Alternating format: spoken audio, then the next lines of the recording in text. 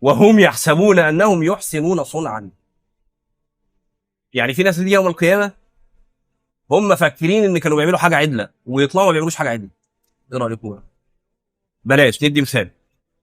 الثلاثه الذين اتوا الى بيت النبي صلى الله عليه وسلم فلم يجدوه فسالوا عن عبادته فكانهم تقالوه. وراح كل واحد قال حاجه بقى.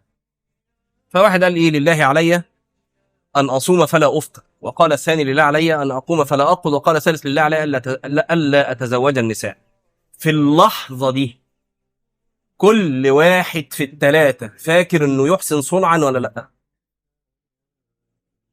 صح يا شباب؟ ليه؟ لان ما عندهمش نور الحكمه في هذه الاعمال. ما عندهمش نور الحكمه لسه. هيبقى عندهم نور الحكمه بعد شويه لما هيجي النبي عليه الصلاه والسلام ويخبر الخبر، وبعدين يصعد المنبر والصلاه جامعه ثم يقول ما بال اقوم يقولون كذا وكذا الى اخر الحديث. عارفين انتم الحديث بقى. فانعدام نور الحكمه شوف يخليك تعمل ايه.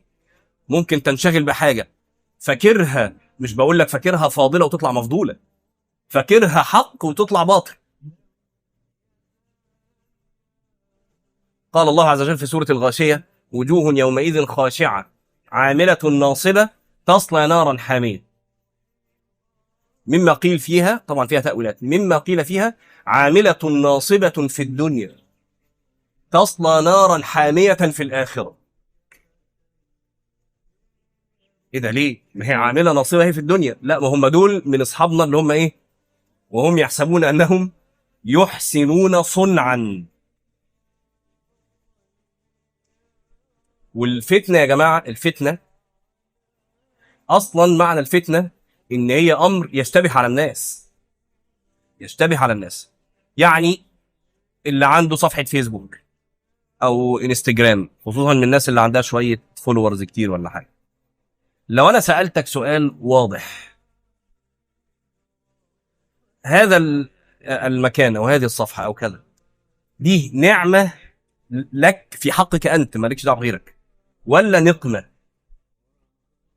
لو انت ما سالتش نفسك السؤال ده قبل كده، كل الناس، انا بقول بالذات الفئه دي، لكن كل الناس نفس السؤال ليهم.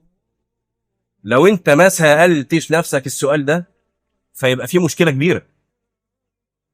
احنا هنيجي بعد شويه، او احنا قلناها المره اللي فاتت، تمييز النعمه من الفتنه دي قلناها المره اللي فاتت. كويس ان قلناها عشان هنسالكم بقى. فصفحه الفيسبوك دي بتاعتك ولا صفحه الانستجرام ولا صفحه التيك توك، في حقك دي ايه؟ دي نعمه ولا نقمه؟ ليه؟ اصلك ممكن تبقى شاغل نفسك بيها وتيجي في الاخره مش هقول لك تجدها هباء منثورا. هباء منثورا يعني ايه؟ لا ليك ولا عليك.